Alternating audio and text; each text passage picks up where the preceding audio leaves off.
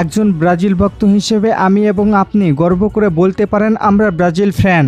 কেননা আমাদের দিকে কেউ কলঙ্কের দাগ ছুঁড়ে দিতে পারে না, বরং তারা বলে জার্মানির 7 গোল দেওয়া 7 আপ ও বাপ-দাদার সম্পত্তি নিয়ে আসেন, আমাদের সরাসরি আক্রমণ করতে পারে না। তোমাদের এই অর্জনটা কলঙ্কিত ছিল।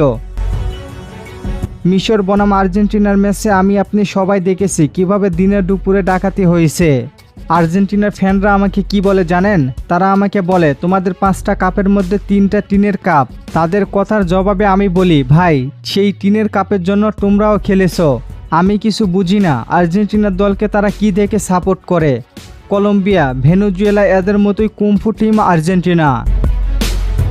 আর্জেন্টিনা দলের মধ্যে প্রচুর অহংকার আছে, আর আমরা ব্রাজিলের সুন্দর খেলা দেখেই সাপোর্ট করি ব্রাজিলকে। আপনারা একটি জিনিস লক্ষ্য করবেন, আর্জেন্টিনা যখন হেরে যাচ্ছে বা হারার সময় এসেছে তখনই তারা মারামারি শুরু করে দেয়। এটাই তাদের স্বভাব। টুর্নামেন্টে ব্রাজিলের এমন কোনো রেকর্ড অন্তত আমাদের চোখে পড়েনি। গত ম্যাচটিতেও আর্জেন্টিনা বনাম মিশরের ম্যাচে কি চুরি ডাকাতি হয়েছে সবাই দেখেছি আমরা। যদি সেই ম্যাচে আর্জেন্টিনার জায়গায় ব্রাজিলও সেখানে থাকতো তাহলে আমি ব্রাজিলকে নিয়েও কথা বলতাম। আর আমার বিশ্বাস ব্রাজিল কখনোই এমন করবে না। আর্জেন্টিনার সাপ্রি সাপোর্টাররা তারা কোনোভাবেই রাজি নয় মিশরের কাছে জিতে গিয়েও হেরে গিয়েছে।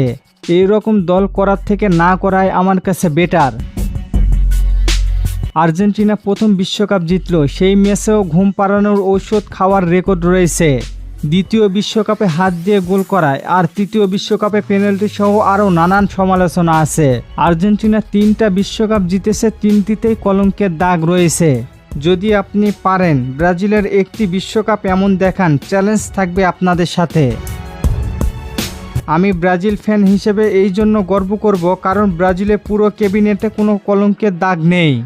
বর্তমান ফুটবলের যে অবস্থা হচ্ছে দিন দিন হাস্যকর জায়গায় চলে যাচ্ছে। আমি বুকে হাত দিয়ে বলতেছি আমি একজন ব্রাজিল ফ্যান। আর আপনি কোন দলের ফ্যান জানিয়ে দিন কমেন্ট করে।